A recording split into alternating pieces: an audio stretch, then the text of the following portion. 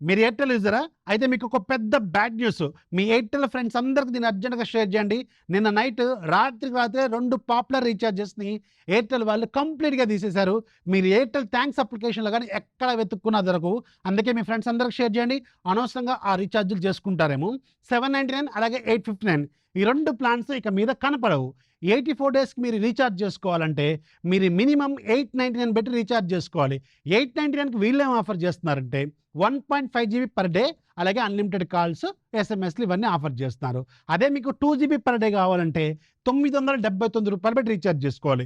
దీన్ని ఎగ్జాక్ట్‌గా జియోతో కంపేర్ చేసుకుంటే జియోలో రూ. 899కి పర్ డే 2 జీబీ డేటా వస్తది. 90 డేస్ పాటు లైఫ్ వస్తది.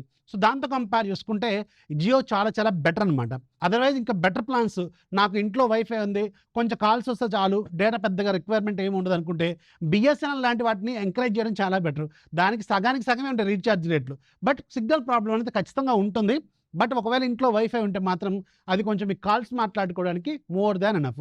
మీ ఒపీనియన్ ఏంటి? అసలు మీరు ఏ రీచార్జ్ వాడుతున్నారు?